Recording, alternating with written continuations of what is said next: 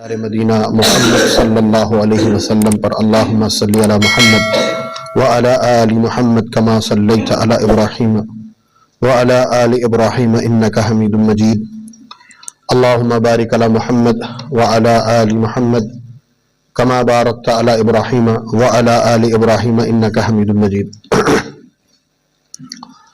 معزز سامعین کرام،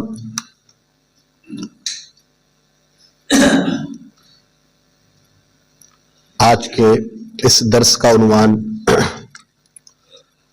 اللہ رب العالمین نے اس دین کو غالب ہونے کے لیے نازل فرمایا ہے، اور وہ دین کیسے غالب ہوگا وہ بھی انشاءاللہ قرآن سے ہی ثابت شدہ بات ہے، وہ میں آپ کے سامنے رکھنے کی کوشش کروں گا۔ معزز سامعین کرام، اللہ رب العالمین کا دین، دین اسلام، اور اس کو ماننے والا جو ہوتا ہے اس کو کہتے ہیں مسلمان، مومن۔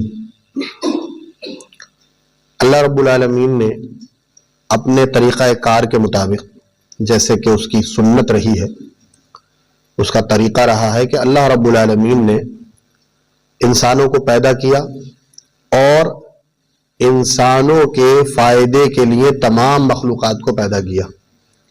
یہ بات ہمارے ذہنوں میں ہونا چاہیے کہ ہم اس دنیا کے اندر جو کچھ بھی ہمیں نظر آتا ہے یا جو کچھ نظر نہیں آتا، اور ہمارے علاوہ ہم یہ جانتے ہیں کہ وہ مخلوق ہے، تو اس کو اللہ رب العالمین نے ہمارے ہی واسطے پیدا کیا ہے۔ اس سے بڑا کوئی شرف اور عزت نہیں ہو سکتی کہ پوری کی پوری کائنات اور اس کی مخلوق اللہ رب العالمین نے انسان کے لیے پیدا کی ہے، اور انسان کو اللہ رب العالمین نے اپنی عبادت کے لیے پیدا کیا ہے۔ تو انسان تمام مخلوقات میں سب سے افضل اور اعلیٰ ہے۔ اسی لیے آپ نے دیکھا ہوگا فطرت اس بات کو گوارا نہیں کرتی کہ جب انسان کو کسی دوسری مخلوق سے تشبیہ دی جاتی ہے، مثل کہا جاتا ہے، تو اس کو برا لگتا ہے، چاہے وہ کتنی ہی اچھی کیوں نہ ہو مخلوق۔ وہ مخلوق چاہے کتنی ہی اچھی کیوں نہ ہو، وہ انسان کو برا لگتا ہے۔ وہ اسی وجہ سے ہے کہ جتنی بھی مخلوقات ہے وہ انسان کے بعد ہے اور انسان کے تابع ہے، اور انسان سب سے افضل ہے۔ اب اللہ رب العالمین نے انسانوں کو پیدا کرنے کے بعد جیسے ان کی ہر ضرورت کے لیے مختلف قسم کی چیزیں اور مخلوقات کو پیدا کیا ہے، تو ان انسانوں کی ہدایت کے لیے بھی اللہ رب العالمین نے انبیاء علیہ السلام کے سلسلے کو جاری فرمایا ہے۔ ایسا نہیں ہوا کہ انسان کسی بھی مرحلے میں بھٹکتے پھریں، ان کو پتہ ہی نہ ہو کہ ہمیں کرنا کیا ہے، ان کو نہیں پتا ہو کہ ہم دنیا میں کیوں آئے ہیں، ان کو نہیں پتا ہو کہ ہماری زندگی کا مقصد کیا ہے۔ ایسا نہیں ہو سکتا، بلکہ اللہ رب العالمین جیسے انسانوں کو ضرورت میسر ہوتی گئی، اللہ رب العالمین ان کے دور میں، ان کے وقت میں اور ان کی سہولت کی رعایت رکھتے ہوئے اللہ رب العالمین آسمانی کتابیں بھی بھیجتا رہا، آسمانی صحیفے بھی بھیجتا رہا، اور انبیاء اور رسول بھی اللہ رب العالمین بھیجتا رہا۔ اور یہ بھی دیکھیں آپ کہ انسانوں کے لیے اللہ نے یہ آسانی کی کہ تمام انبیاء کی شریعتیں آپ مختلف پائیں گے۔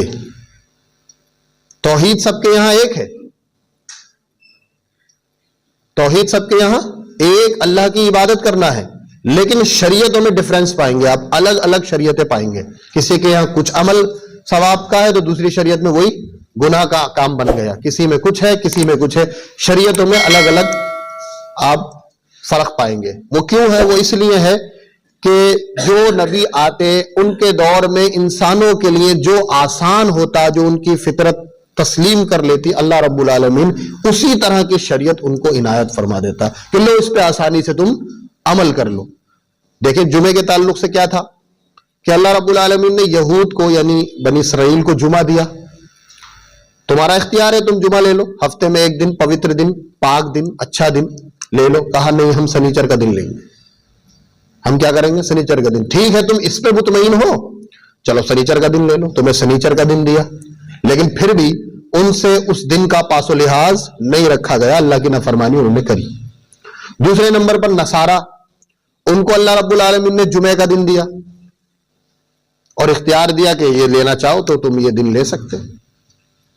تو انہوں نے کہا نہیں، ہمیں تو سنڈے چاہیے، ہمیں اتوار چاہیے، رویوار.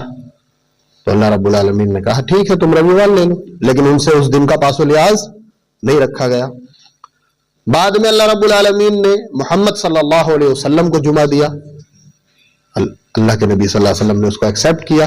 اور آج دیکھ لیں الحمدللہ کہ کسی بھی مذہب کے اندر، کوئی بھی مذہب اٹھا کر کے دیکھ لیں آپ، ان کا ہفتہ واری جو پوتر دن آتا ہے اس کی وہ اہمیت نہیں ہے.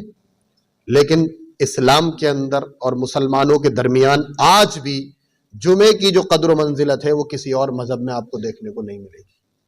جمعے کے دن اسپیشلی طور پر مسلمان زبردست طریقے سے تیار ہو جاتے ہیں. تو میرا کہنے کا مقصد یہ تھا کہ اللہ جیسے ضرورت سمجھتا آسمانی کتابیں بھی بھیجتا انسانوں کی ہدایت کے لیے، نبیوں کو بھی بھیجتا، رسولوں کو بھی بھیجتا، اور شریعت وہ دیتا جس پہ وہ آسانی کے ساتھ عمل کر سکتے ہیں. اب آخر میں اس سلسلے کو ختم کرنا تھا پیارے آقا محمد عربی صلی اللہ علیہ وسلم پر. تو اللہ رب العالمین نے آپ کو خاتم النبی بنا دیا، خاتم النبیین بنا دیا کہ اب آپ کے بعد کوئی نبی نہیں آئے گا. جو آپ کے اوپر کتاب قرآن کی شکل میں نازل فرمائی، اس کتاب کو قیامت تک کے آنے والے انسانوں کے لیے دستور حیات بنا دیا. اور اسی طریقے سے اللہ رب العالمین نے شریعت ایسی زبردست عطا فرمائی جو شاید سابقہ کسی بھی امت کو نصیب نہ ہوئی. وہ شریعت محمدیہ کہلاتی ہے. وہ شریعت ہمیں اللہ رب العالمین نے عطا فرمائی. اور یہ بھی کمال رہا کہ جیسے کوئی نبی اب نہیں آنا ہے تو یہ امت بھی آخری امت ہے. یہ دیکھیں آپ، نبیوں پر اعجاز ہے محمد صلی اللہ علیہ وسلم کو، تمام انبیاء کے سردار محمد رسول اللہ صلی اللہ علیہ وسلم، اور محمد صلی اللہ علیہ وسلم کی وجہ سے آپ کی امت تمام امتوں کی سردار. اب کوئی امت نہیں آئے گی، قیامت تک آنے والا آخری انسان بھی پیدا ہوگا تو وہ محمد عربی صلی اللہ علیہ وسلم کی امتی کہلائے گا. یہ ہے معاملہ اللہ رب العالمین کا. اب کیا مسئلہ ہے کہ یہ اسلام جو آیا ہے یہ غالب ہونے کے لیے آیا ہے، یہ مغلوب ہونے کے لیے نہیں آیا. اگر ہم یہ سمجھتے ہیں کہ اسلام مغلوب ہو رہا ہے تو یہ ہماری غلط فہمی ہے. مسلمان مغلوب ہو رہا ہے، اسلام کبھی مغلوب نہیں ہو سکتا. یہی میں انشاءاللہ تعالیٰ آپ کے سامنے رکھوں گا. اسلام کبھی بھی مغلوب نہیں ہو سکتا، بلکہ یہ تو غلبے کے لیے آیا ہے، غلبہ رکھنے کے لیے آیا ہے. اور یہ ایسی کوالٹی رکھتا ہے اسلام اپنے اندر کہ یہ غالب رہے. وہ کہتے ہیں نا کہ 4 بندے ہیں، ان 4 بندوں میں سے ایک ایسی کوالٹی کا مالک ہے کہ اس کی بات سب مانتے، اور جن کو پسند نہیں آتی ہے ان کو بھی مجبوراً ماننا پڑتی ہے، کیونکہ جتنا فائدہ اس چوتھے کی بات میں ہوتا ہے یہ 3 مل کر بھی نہیں سوچ سکتے اس کے برابر. ایسے ہی معاملہ ہے اسلام کا تمام مذہبوں کے سامنے، کیونکہ یہ اللہ رب العالمین کا نازل کردہ دین ہے. اللہ رب العالمین نے ایک ہی آیت 3 جگہ قرآن مجید میں نازل فرمائی. 2 جگہ سیم الفاظ کے ساتھ اور ایک جگہ آخر میں تھوڑے الفاظ کے بدلاؤ کے ساتھ. اللہ رب العالمین نے سورہ صف میں سورہ نمبر 61 آیت نمبر 9، سورہ توبہ میں سورہ نمبر 9 آیت نمبر 33، یہ دونوں آیتیں بالکل سیم نازل فرمائیں. اللہ نے فرمایا هو الذی ارسل رسولہ بالہدی ودین الحق لیظہرہ علی الدین کلہ ولو کرہ المشرکون. سیم ٹو سیم یہی آیت سورہ توبہ کے اندر آیت نمبر 33 میں بھی ہے. اب دیکھیں کہ اللہ رب العالمین اس آیت میں کہنا کیا چاہ رہا ہے اپنے بندوں سے اور اپنے نبی صلی اللہ علیہ وسلم سے مخاطب ہے. فرمایا وہ ذات جس نے بھیجا ہے اپنے رسول کو، وہ ذات یعنی اللہ سبحانہ و تعالی ہے جس نے بھیجا ہے اپنے نبی محمد صلی اللہ علیہ وسلم. رسول سے یہاں مراد محمد صلی اللہ علیہ وسلم ہے.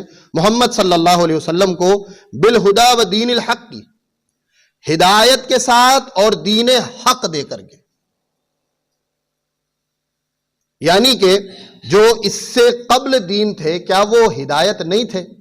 یقینی طور پر وہ بھی ہدایت تھے، جیسے کہ یہ محمد صلی اللہ علیہ وسلم کے اوپر جو دین نازل ہوا ہے یہ بھی ہدایت ہے، وہ بھی اسلام تھا، یہ بھی اسلام ہے.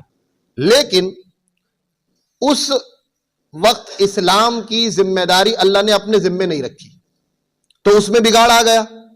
تو وہ اب ہدایت نہیں رہی. مشرکین مکہ کہتے تھے ہم دین ابراہیمی کے اوپر ہیں، اور دین ابراہیمی کیا اسلام ہے، لیکن صرف اسلام کا نام باقی رہ گیا مشرکین مکہ کے درمیان، اور دین ابراہیمی کا نام لے کر کے وہ ہر وہ کفر اور شرک کا کام کرتے تھے جس سے انبیاء نے آ کر کے روکا، اور خود ابراہیم علیہ الصلوۃ والسلام نے آ کر کے روکا. تو اس لیے اللہ رب العالمین نے کہا بالہدا، ہدایت دے کر کے. اب ان کی جو بات ہوگی وہ اصل ہدایت ہوگی، ہدایت دے کر کے وہ دین الحق، اور دین حق دے کر کے. یقینی طور پر تو موسیٰ علیہ السلام کا دین بھی حق تھا، عیسیٰ علیہ السلام کا دین بھی حق تھا، اور نبیوں کا بھی دین حق تھا، لیکن گارنٹی نہیں لی تھی، ذمہ داری نہیں لی تھی، اور انبیاء کا سلسلہ جاری تھا، تو اس لیے اس میں بگاڑ آ گیا. اس لیے یہ بات بھی کہی گئی ہے کہ دین حق کے ساتھ بھیجا. اب یہ دین حق ہے، اس کا نام بھی درست ہے، اور اس کی جو کارکردگی ہے، جو اس کے افعال اور اعمال ہیں، وہ بھی بالکل درست ہیں. تو اللہ رب العالمین نے بھیجا اپنے رسول کو ہدایت دے کر کے، ہدایت بھی سمجھ میں آ گئی اور دین حق بھی سمجھ میں آ گیا کہ دین حق دے کر کے اللہ رب العالمین بھیجا. اور مقصد کیا تھا بھیجنے کا؟ پھر آگے اللہ نے فرمایا لیظہرہ علی الدین کلی، کہ یہ دین جو ہم نے محمد صلی اللہ علیہ وسلم کو دے کر کے بھیجا ہے، یہ دین جب آئے تو دنیا کے تمام ادیان، مذاہب، مسلک، منہجوں کے اوپر غالب ہو جائے.